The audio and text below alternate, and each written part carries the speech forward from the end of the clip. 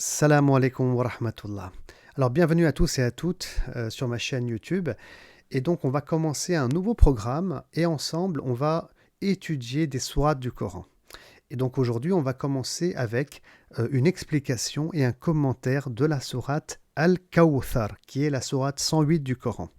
Mais avant ça, j'aimerais expliquer une chose qui est liée bien sûr à la méthodologie. C'est important de comprendre comment on va aborder les sourates du Coran. C'est très important. Alors, il existe énormément de travaux d'exégèse et en général, c'est en langue arabe. Comme le tafsir de l'imam At-Tabari, celui de Al-Alusi, celui de Al-Qurtubi, celui de Al-Razi, celui de Ibn Arabi, si on va du côté du tasawwuf, de la spiritualité, celui de... Voilà, il y en a énormément, celui de Ibn Ashur aussi, qui est plutôt un contemporain. Donc on ne peut pas aujourd'hui aller puiser dans chaque travail de tafsir pour apporter une analyse précise. Alors on pourrait bien entendu, mais ça serait extrêmement long à traiter et ce n'est pas quelque chose que je souhaite faire ici sur YouTube, mais bien sûr on pourrait le faire ailleurs, à travers bien entendu des cours et ça, il m'arrive de le faire. Et comme certains le savent, ceux qui me connaissent, j'ai eu l'occasion de travailler sur la sourate Al-Fil, l'éléphant, où j'ai pu écrire 100 pages pour faire un travail, on va dire, de précision par rapport à l'explication et aux commentaires de cette sourate. Par conséquent, nous, on va prendre comme base le tafsir de l'imam Az-Zuhayli, qui s'appelle Tafsir Al-Munir, et puis ensuite, on ira quand même chercher et puiser quelques informations ici et là qui me sembleront pertinentes pour atteindre un objectif en fait. C'est-à-dire que je souhaite ici que vous compreniez le Coran, ça c'est la première des démarches et la première des choses, et que vous puissiez tirer des enseignements qui sont spirituels et en même temps contemporains. Voilà, c'est ça l'objectif, Inch'Allah Ta'ala, que je me suis fixé et on va essayer de rester dessus. Alors bien sûr, je dirai des choses, mais vous allez trouver aussi des points de vue qui sont complètement différents chez les autres exégèses et chez les autres savants, ce qui est complètement normal. On ne peut pas aborder ici dans ce format-là tous les détails. Voilà, donc sans tarder, on va maintenant commencer l'explication de la sourate Al-Kawthar et je pense que ça nous prendra à peu près 4 interventions. Alors, voilà. Ici, vous avez donc la sourate en langue arabe en haut où il est marqué Bismillah ar-Rahman ar-Rahim, Inna a'tainaka al-Kawthar, etc. Fasalli li rabbika wanhar, Inna shani'aka huwal abtar. Et puis en dessous, je vous ai mis une traduction en langue française. Et là aussi, puisque c'est la première vidéo, Inch'Allah Ta'ala, il y en aura d'autres, qu'Allah y mette la baraka et qu'Allah y facilite, je vous ai mis une traduction.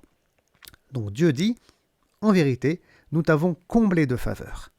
Toi, Mohammed, sallallahu alayhi wa sallam, prie donc ton Seigneur et sacrifie avec humilité, c'est ton ennemi qui sera en vérité privé de postérité. Sourate 108. Et bien là aussi, je suis obligé d'ouvrir une parenthèse par rapport à la traduction du Coran. Et oui, parce que vous pouvez vous poser la question, et elle est légitime, mais à quelle traduction je me réfère? Eh bien, je vais me référer à travers mes vidéos à la traduction de Mohammed Chiadmi, rahimahullah, qui a fait une traduction magnifique du Coran, qui a été éditée par la maison d'édition Tawhid, et vous pouvez le trouver bien entendu et le commander. C'est quoi la particularité de cette traduction, du sens du Coran? C'est que l'auteur retourne aux travaux d'exégèse et aux experts et il va considérer l'avis qui est majoritaire. Parce que bien sûr, il y a énormément de débats et de divergences quand on rentre dans les détails de l'exégèse. Donc il prend l'avis majoritaire et c'est en prenant en compte cet avis-là qu'il traduit le Coran. D'ailleurs, vous le remarquez ici, le premier verset où Dieu dit « Inna a'tainaka al-kawthar », le mot « kawthar », lui il le traduit comment? Par « les faveurs ». Voilà, nous t'avons comblé de faveurs. Ça peut être les faveurs, ça peut être l'abondance, ça peut être aussi le nom d'une rivière qui est au paradis. Et Inch'Allah Ta'ala, lors d'une prochaine intervention, on expliquera le sens du mot Kawthar et on remarquera que ce mot, oui, il peut avoir effectivement plusieurs sens. Donc ça, c'est une méthodologie qu'on trouve chez Mohammed Chiadmi, la prise en compte de l'avis majoritaire pour traduire. Il y a une autre méthodologie aussi qu'on trouve, c'est la traduction qui est littérale. C'est-à-dire que là, on ne cherche pas à savoir ce qui a été dit par les exégètes, mais on traduit littéralement en prenant en compte uniquement la langue arabe. Donc on fait du mot à mot, parfois ça n'a pas forcément de sens, et donc c'est une traduction littérale. Ça existe, ça reste intéressant bien entendu aussi, étant donné que on reste, on va dire, sur une traduction linguistique littérale et par conséquent complètement objective par rapport à la pensée de l'homme et la pensée des savants. Donc c'est intéressant aussi. Et c'est la fameuse traduction dite saoudienne qu'on peut retrouver ici et là dans les mosquées. Et les Saoudiens ont repris en réalité la traduction du docteur Mohamed Hamidullah. Mohamed Hamidullah, qui est le premier musulman qui a vécu en France et qui a traduit le Coran en langue française. Voilà, donc il a un très très grand mérite. Premier musulman donc à avoir traduit le Coran en langue française. Parce qu'avant lui, on a aussi d'autres personnes, des arabisants, comme Kazimierski, qui avaient traduit la langue française, en langue française, le Coran. Et il existe en vérité d'autres traductions comme celle de Jacques Berck, etc. Mais là, voilà, moi ce que j'aimerais que vous compreniez tout d'abord, c'est un peu le monde de la traduction et les styles de traduction qui peuvent y avoir. Et je veux aussi que vous compreniez un peu ma méthodologie. Moi, je me référais à Mohamed Chiadmi et j'ai eu aussi l'honneur de travailler sur la traduction de Mohamed Chiadmi avec la maison d'édition Tawhid, puisque j'ai fait partie de ces personnes qui ont revu la traduction et qui ont apporté certaines corrections et révisions qui ont été prises en compte parfois et parfois pas par Mohamed Chiadmi, qu'Allah le prenne en miséricorde, étant donné qu'il est décédé maintenant depuis quelques années. Voilà, donc fermons cette boucle, on ne reviendra pas dessus, Inch'Allah ta'ala, je ne pense pas par la suite, et maintenant, allons tout droit vers l'explication de la sourate Al-Kawthar. Donc Al-Kawthar, c'est le titre de la sourate, et le titre, on le retrouve, comme vous le remarquez, dans le premier verset. Mais aujourd'hui, moi, j'aimerais uniquement m'arrêter sur le rapport qu'il y a. Ça sera le thème d'aujourd'hui. Le rapport qu'il y a entre la sourate Al-Kawthar, qui est la sourate 108, et la sourate précédente, qui est la sourate Al-Ma'oun, donc la sourate numéro 107, que vous voyez ici, je vous la mets en langue arabe. Alors ça, c'est important en vérité. Et l'imam Az-Zuhayli, dans son tafsir Al-Munir, et bien sûr beaucoup d'autres exégètes et savants, aiment faire ce rapprochement entre une sourate et la sourate précédente, ou bien entre le début d'une sourate et la fin de la sourate précédente. Et très sincèrement, parfois il y a vraiment beaucoup de choses à tirer en termes d'analyse, et ça j'aimerais vous le prouver aujourd'hui et le démontrer, parce que c'est vraiment vraiment important. Donc on va commencer aujourd'hui notre thématique de cette manière-là. Alors, une des choses qu'on peut remarquer ici, c'est que dans les deux sourates, que ce soit la sourate 108 Al-Kawthar ou Ma'oun, qui est la sourate 107, Dieu traite deux éléments qui sont très importants. Le rapport de l'être humain avec Dieu. Le rapport de l'être humain avec Dieu, c'est ce qu'on appelle la relation qui est verticale, et puis aussi la relation dite horizontale, le rapport de l'être humain cette fois-ci avec les créatures de Dieu. Écoutez, ça c'est un thème fondamental d'ailleurs dans tout le Coran, car très souvent Allah dit « Aqimus salat », donc accomplissez la salat, wa atuz zakat, et donnez la zakat. Ces deux éléments sont très souvent, si ce n'est presque à chaque fois, cités en même temps dans le Coran. Comme si, et là le message est fort par rapport à ce que dit Dieu, comme si on ne pouvait, considérer ton rapport à Dieu, la relation verticale, à travers ta prière et ta salat, par exemple, si ta relation horizontale elle est mauvaise, c'est-à-dire celle avec les créatures de Dieu. Donc ces deux rapports-là, on les retrouve dans la sourate Al-Kawthar. Il vous suffit de lire ici le verset numéro 2. Je passe directement à la traduction française, bien entendu, puisque je m'adresse au monde francophone ici. Prie donc, Dieu dit, prie donc ton Seigneur. Ça c'est la relation verticale, et sacrifie, c'est-à-dire sacrifie des bêtes, essentiellement des chameaux, on aura l'occasion de revenir dessus, pour nourrir les plus pauvres. Donc ça, c'est la relation dite horizontale. Et bien dans la sourate Al-Ma'oun, c'est exactement la même chose. Je vous mets ici la traduction. Lorsque Dieu dit « Veux-tu connaître celui qui traite de mensonge le jugement dernier ? C'est celui qui repousse brutalement l'orphelin. » Donc ça, c'est horizontal, encore une fois, le rapport avec les êtres humains, et qui n'incite point à nourrir l'homme dans le besoin. Pareil, malheur à ceux qui, en faisant leur salat, l'exécutent sans conviction ou s'en laissent distraire, ne l'accomplissant que par pure ostentation et qui en outre ne prêtent aucune aide à leur prochain. Donc là, quand on parle de la salat, bien entendu, c'est le rapport qui est vertical. Donc là aussi, les deux thèmes sont cités dans la sourate précédente, la sourate 107.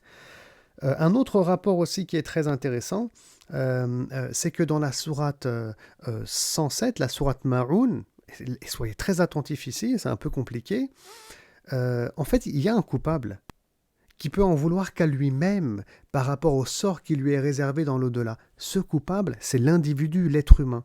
C'est-à-dire, je remets la sourate en français et je l'explique, c'est-à-dire que parce que toi, en tant qu'individu, tu repousses l'orphelin, toi, tu ne nourris pas celui qui est dans le besoin, toi, tu es négligent dans ta salate, dans ta prière, et tu l'accomplis même pas pour Dieu, etc.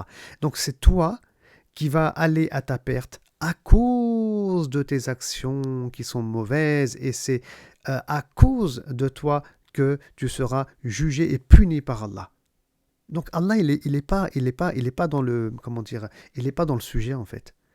Il y a l'être humain et ses actes néfastes. Là, c'est quand on parle du mal et du châtiment dans l'au-delà. Mais regardez dans la sourate qui vient après le Kawthar. Là, on inverse les choses. Dans le bien, lorsqu'il s'agit de donner des faveurs, ça vient d'Allah. Ça vient jamais de nous, de l'être humain. Puisque Dieu dit en vérité, nous t'avons comblé de faveurs. Pourquoi ? Parce que tu pries, parce que tu sacrifies des bêtes pour mes créatures, tu es avec les démunis et les faibles, etc. Et là, bien sûr, Allah, il fait descendre ses faveurs et on aura l'occasion de revenir sur ce détail de manière plus étalée en réalité. Voilà, donc ça aussi, c'est un beau rapport qu'il y a entre les deux sourates. Az-Zuhayli aussi parle de 4 rapports qui sont franchement très riches et intéressants ici. Donc 4 rapports, écoutez bien, d'opposition cette fois-ci. Alors je m'explique. Tout d'abord, dans la sourate Al-Kawthar, comme vous le lisez ici, il est marqué en vérité, nous t'avons comblé de faveurs. Hein, on t'a comblé de faveurs. Donc ça, c'est la générosité de Dieu qui est mise en avant. Voilà, c'est Dieu, il a été généreux, c'est mis en avant. Par contre, c'est en opposition à ce qu'on trouve dans la sourate précédente par rapport à l'avarice de l'homme. L'homme, lui, il est avare par contre. Malheureusement, on le voit ici, regardez, c'est celui qui repousse brutalement l'orphelin et qui n'incite point à nourrir l'homme dans le besoin. Donc là, il y a une sacrée opposition, la générosité de Dieu face à l'avarice de l'homme. Autre rapport aussi, ici, Dieu, il dit dans la sourate Al-Kawthar, « Fasalli li rabbika ». Donc, fasalli tout d'abord, il y a un ordre qui est donné de faire la prière, donc en son temps et en son heure, de manière sérieuse, bien sûr, de prier, comme il se doit de prier. Mais dans la sourate précédente, Allah a dit « Malheur à ceux qui, en faisant leur salat, l'exécutent sans conviction ou s'en laissent distraire ». Donc là aussi, il y a une opposition et c'est le deuxième point. Le troisième point, c'est pourquoi on prie ? Et pour qui on prie ? Dans la sourate Al-Kawthar, Allah a dit « Fasalli li rabbika » prie pour ton Seigneur. C'est pas pour quelqu'un d'autre, c'est pas pour autre chose, c'est pour ton Seigneur. Et encore une fois, là, il y a une opposition à ce qui est mentionné dans la sourate juste avant, où l'être humain qui va dans sa bassesse et qui s'éloigne de Dieu, qu'est-ce qu'il fait ? Il est marqué donc « Malheur à ceux qui, en faisant leur salat, l'exécutent sans conviction ou s'en laissent distraire, ne l'accomplissant que par pure ostentation. » Que par pure ostentation. Donc ils la font pas pour Dieu, la prière. Donc là aussi, il y a un rapport d'opposition. Et puis enfin, quand Dieu dit « Fasalli li rabbika wanhar » et sacrifie donc des bêtes pour ensuite nourrir les plus pauvres, eh bien écoutez, ça s'oppose au dernier verset de la sourate Ma'oun, où Allah subhanahu wa ta'ala dit, et lisez vous-même ici le dernier verset, en outre, ne l'accomplissant que par pure ostentation, et qui, donc cet individu, en outre, ne prête aucune aide à leur prochain. Voilà, donc lui, il ne va pas nourrir, bien entendu, les plus démunis et il ne va rien sacrifier du tout. Donc on est dans l'opposition du mot « et sacrifie pour nourrir les pauvres ». Donc il y a des rapports d'opposition, j'en ai souligné 4 ici qui me semblaient assez importants à souligner. Alors du coup, qu'est-ce qu'on va tirer comme enseignement de cette sourate? Eh bien, on va terminer, Inch'Allah Ta'ala, par ça, finalement, et on va en fait se quitter aussi. Alors, le premier point, ben écoutez, il faut tout d'abord être généreux. Allah subhanahu wa ta'ala est généreux avec ses créatures. Hein. Et puis il est généreux pourquoi? On le verra envers ceux qui prient, envers ceux qui sont bien avec les créatures d'Allah. En tout cas, Dieu, il est généreux. Nous aussi, on doit être généreux. Et on ne doit pas être avare, comme ceux qui sont loin des orphelins, loin des démunis et dont Allah parle dans la sourate Ma'oun. Attention au comportement qu'on a avec les créatures d'Allah. Ensuite, on doit être aussi assidu à la prière et on doit faire la prière à l'heure. Donc l'heure, bien entendu, c'est un laps de temps précis. Et ça, c'est des choses qu'on étudie dans le droit musulman, mais qu'on ne va pas détailler ici. Donc attention à nos négligences par rapport à la salate. Et là, il faut être aussi sérieux. Attention aussi pour qui tu pries. Donc prions pour Dieu, prions pas pour je sais pas, pour avoir une place importante, pour le prestige, pour je ne sais pas quelle raison, mais prions pour Allah subhanahu wa ta'ala. Soyons sincères. Fasalli li rabbika, Allah nous dit, et la sincérité, il faut bien entendu la travailler, c'est l'aspect intérieur de la prière. Donc on prie pour Dieu, on se concentre, donc il y a une forme d'humilité aussi à travers notre prière, et tout ça, ça se travaille. Et enfin, sacrifier, bien entendu, des bêtes, et on aura l'occasion de détailler ça, Inch'Allah.